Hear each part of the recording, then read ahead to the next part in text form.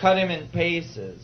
And Isaac, in short, and Isaac, found all the pieces and brought them back to the Osirian temple and bandaged the pieces back together, creating the first mummy. And then it says, the Book of the Dead, the Egyptian Book of the Dead says that she, with her magic, put life back in Osiris' body. Well, if she was able to do that, she most likely did it with what information was on these walls. The information that is on these walls might be a hint to how she was able to do this.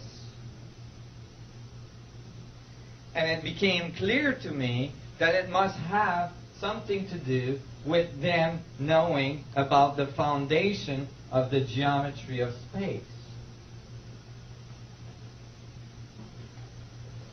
So I was looking at it carefully because you know how I had this kind of illumination on the temple in Mexico? Well, when you start examining other temples around the world, you realize that these other temples have a lot in common. That is, they're all very, very difficult to explain with vine ropes, copper tools, no pulley, and so on. One Egyptologist, the director of the Giza Plateau, said, "There is not one grain of evidence of any advanced civilization ever having been in Egypt prior to the Egyptians." And I thought that was one of the most accurate statements I ever heard from an archaeologist. Because if you're looking for grains of evidence of sand, you will miss it. If you got your head in the sand, you will miss it. But if you look up from the sand and stop looking for grains of evidence, you will see millions of tons of rocks right in front of your eyes, giving you some pretty damn good evidence. Okay? The Grand Pyramid of Giza is made of 2,300,000 stones. 2,300,000 stones. It stands at 481 feet of altitude. Its base is 13 square feet. 13 square acres. 13 square acres. That is extremely large. When you take survey picture, satellite picture of the apex of the Grand Pyramid at Giza, it is 1/4 of an inch off the center of the base. That's 13 square acres. 13 acres square. 1/4 of an inch off center. That's after placing 2,300,000 stones that you have cut with copper tools.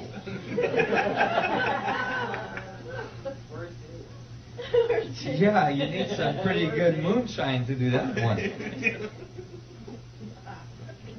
Well, I guarantee you that is extremely difficult to reproduce. In fact, there is no way engineering companies on this planet could ever reproduce that.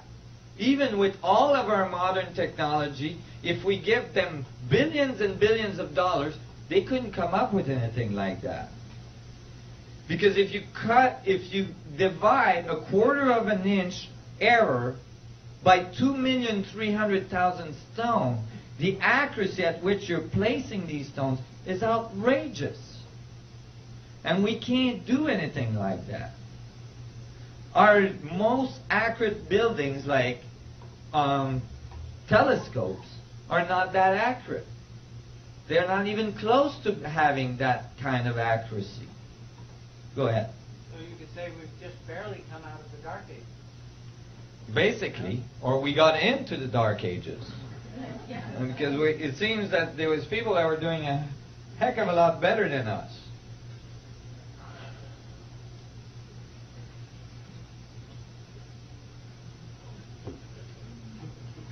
Sorry.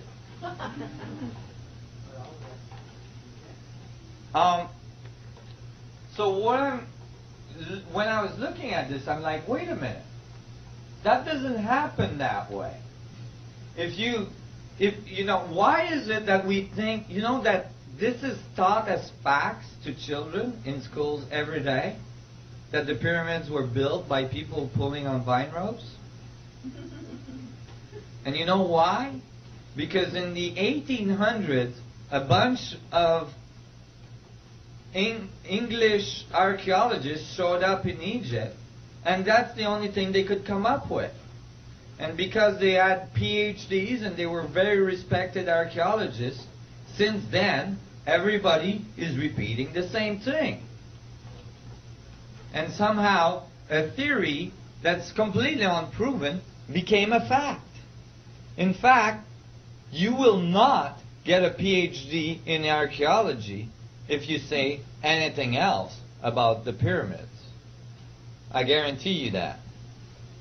You cannot get a PhD in archaeology by saying the pyramids were built by Little Green Man. This is one of the problems with education. A whole bunch of people repeating what they've all been taught doesn't advance the field very rapidly. Because everybody is repeating the same thing. You're not going anywhere. So, you know, but these archaeologists never actually, you know, I know they're not mathematicians, but this is simple mathematics, okay? You take the number of stone. They tell you that the pyramids had to be built in 20 years. Okay? So that the dynastic Egypt worked.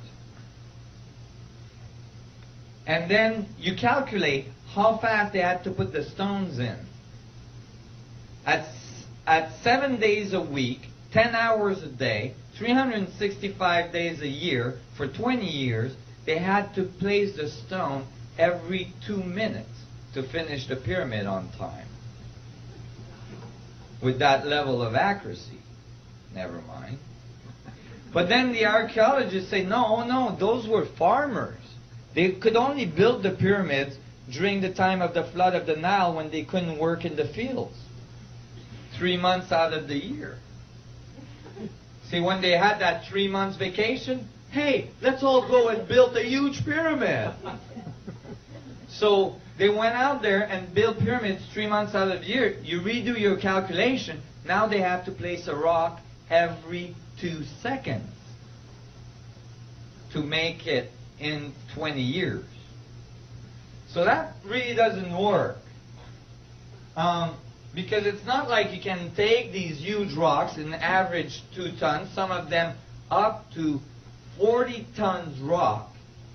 Like in the King's Chamber, there's 100 slab of 40-ton pink granite rock. Okay? These things at 135 feet of elevation in the pyramid. It's not like you go, hey Joe, catch this one. Hey Joe, catch this one. You know? And the other guy on the other end is like putting them in. You can't do that. And it doesn't matter if you got 100,000 people.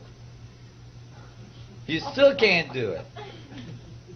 And you know, they tell you they did that by rolling the rocks on logs. Well, they might have not noticed, but these pyramids are in the middle of a desert.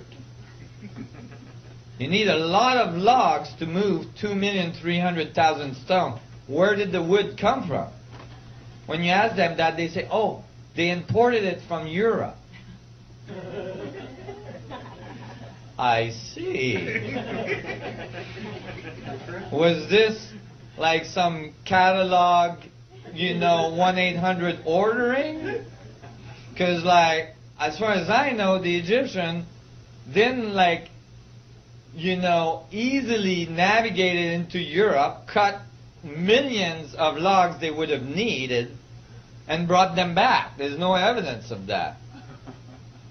So, but even more fundamental, I'll ask you, even more fundamental.